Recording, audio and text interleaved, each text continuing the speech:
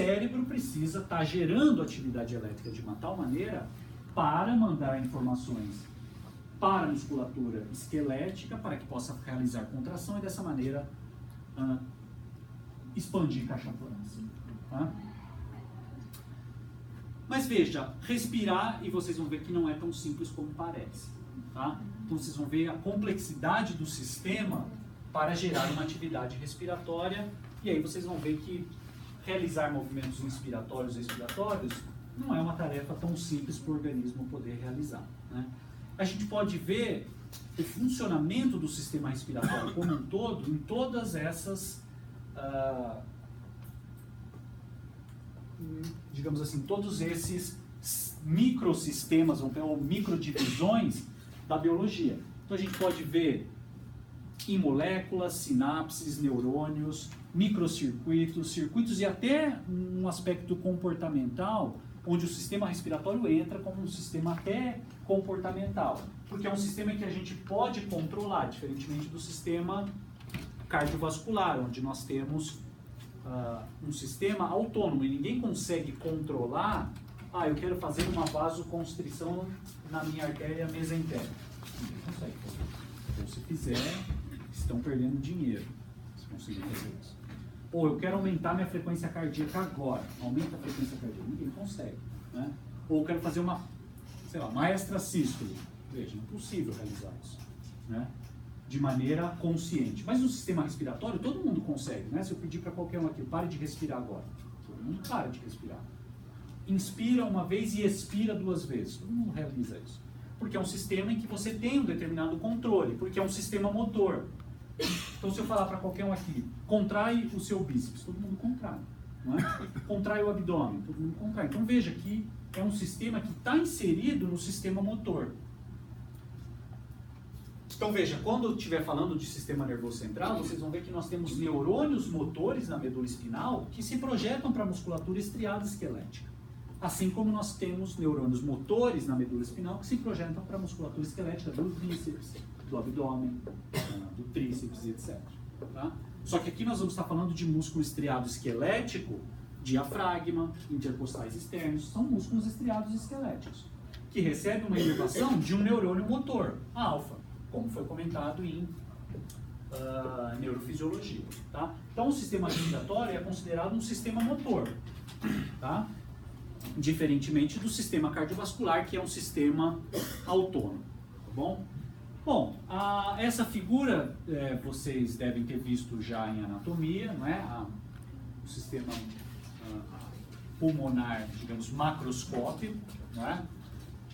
Onde nós temos o nariz com as conchas nasais, tem uma quantidade de cílios nessas regiões, que vai permitir o quê? A filtragem desse ar que nós estamos inspirando. E aí nós temos a faringe, né? Depois laringe, descendo mais aqui em vias aéreas superiores, a traqueia. Então nessa região de faringe, laringe, nós temos uma grande quantidade de células mucosas que vão permitir uma umidificação desse ar e o aquecimento desse ar. Então quando nós estamos respirando, nós não respiramos um ar em condições ideais para chegar nos alvéolos pulmonares. Para isso, há a necessidade de que esse ar seja preparado. Então, como que ele vai ser preparado? Ele vai ser filtrado através das células ciliares que existem nas conchas nasais, ele vai ser umidificado e aquecido através das células mucosas que existem em faringe e laringe, tá? Para chegar depois em vias respiratórias inferiores e depois dividir em brônquios direito e esquerdo e as várias subdivisões que a gente vai ver. Tá? Chegando até as chamadas unidades respiratórias, que são os chamados bronquíolos terminais e alvéolos pulmonares, onde nós temos os chamados sacos alveolares. É nessa região, por isso chamado de unidades respiratórias, que é onde ocorre, então, o transporte de gás. Acima disso, então, brônquios direito e esquerdo, ou bronquíolos iniciais, brônquios direito e esquerdo, traqueia, laringe, faringe, nariz, são simplesmente vias de condução do meu ar. Então esse ar vai sendo preparado para chegar em condições ideais nas unidades respiratórias. Tá? Nós temos aqui então na base do tórax o diafragma, então numa posição de repouso, ele está em forma de cúpula. Toda vez que eu preciso inspirar, ele vai contrair, obviamente, e vai impulsionar então as vísceras para baixo e vai expandir caixa torácica no sentido céfalo-caudal e médio-lateral, tá? E nós temos aqui na caixa torácica, veja que o pulmão está numa íntima relação com a caixa torácica, ligado através de duas películas chamadas de pleuras, né? A pleura parietal e a pleura visceral. Existe um espaço entre as pleuras chamado de espaço intrapleural, mas elas estão praticamente coladas, essas pleuras, através de um líquido chamado de líquido pleural. Tá? Então, a contração desses músculos, tanto o diafragma como os intercostais externos, permitirão a expansão da caixa torácica. E a expansão da caixa torácica, como as pleuras estão grudadas, ela tracionará o pulmão, aumentando o volume pulmonar, diminuindo a pressão, gerando uma diferença de pressão entre a atmosfera e o alvéolo. Bom? Bom, o sistema respiratório é um sistema aberto, diferentemente do sistema cardiovascular, que é um sistema fechado, onde não existe uma comunicação entre o ambiente e o sistema cardiovascular, a não ser que nós tenhamos uma hemorragia, uma injúria tecidual, onde você corta e expõe o seu sistema cardiovascular ao ambiente. O sistema respiratório é um sistema aberto, então se a gente voltar, se eu estiver numa situação que eu estou com a minha glote aberta, não realizando inspiração nem expiração, a pressão atmosférica é a mesma pressão dentro do meu alvéolo. Então tudo que tem no meu ambiente está dentro do meu alvéolo. Então se eu estiver num ambiente contaminado, em que eu tenho vírus, bactéria, facilmente esse micro-organismo entra aqui no meu alvéolo.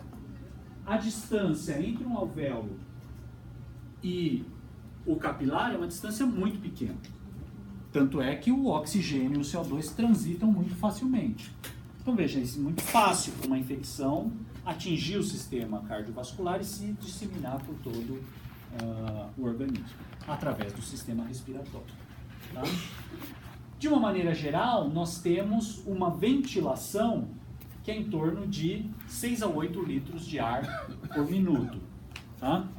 Para isso, nós realizamos uma determinada amplitude respiratória, e essa amplitude respiratória é chamada de volume corrente.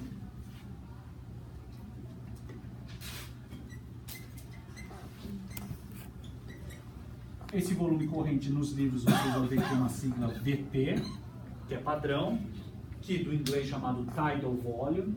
Tidal por causa da onda que vai e volta, então o sistema respiratório funciona dessa maneira, com expansão e relaxamento. Tá? Isso diz respeito então à amplitude respiratória. Normalmente nós realizamos de 400 a 500 ml de ar por minuto. Tá? Então isso é aproximadamente meio litro de ar que nós realizamos de amplitude respiratória. Tá?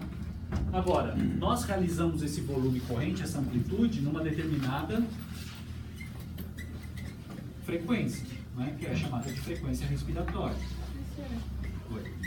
O volume da corrente é meio litro por minuto? Não volume da corrente, volume corrente. É, o volume corrente é meio litro por minuto. Meio litro de ar. Meio litro. Meio litro de ar. Tá? E a frequência respiratória é qual é o número de ciclos respiratórios, e um ciclo respiratório entende uma inspiração seguida de uma expiração. Então eu tenho inspira e expira, eu tenho movimentos cíclicos de ar, tá certo?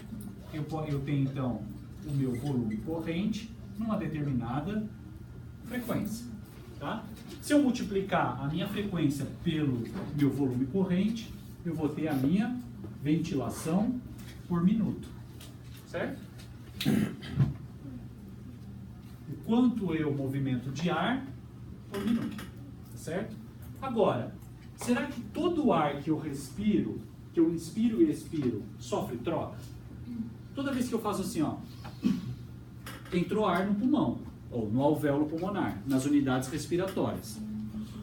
Mas ficou ar nas vias aéreas? Ficou ar no nariz, ficou ar na traqueia, nos brônquios, nos bronquíolos, que não vai sofrer troca? Ou não? Toda vez que eu faço, todo o ar entra no alvéolo, todo o ar vai ser trocado e o que ficou fica um vácuo dentro das minhas vias respiratórias. E aí? Existe algum fator limitante? Oi? Existe algum fator limitante na condição de, por exemplo, você não conseguir trocar toda ela? Não, então, mas é o que eu quero saber. Primeiro, fica ar no meu sistema respiratório? Fica. Tem que ficar.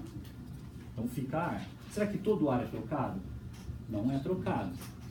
Tem ar que fica nas vias aéreas e que não sofre troca, que é uma condição chamada de espaço morto, que é o ar que fica nas vias aéreas, mas não sofre troca. É óbvio que esse ar é renovado das vias aéreas a cada ciclo respiratório, mas a cada ciclo tem um ar que fica no espaço morto. Nós temos dois tipos de espaço morto. Um espaço morto chamado anatômico,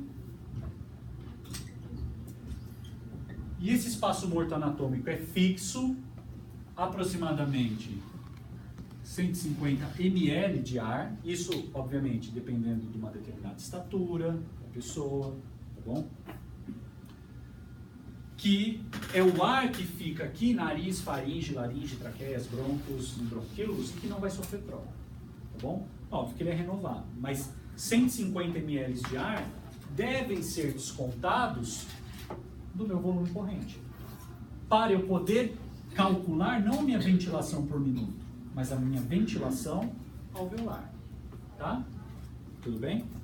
E agora eu tenho um espaço morto, chamado espaço morto fisiológico.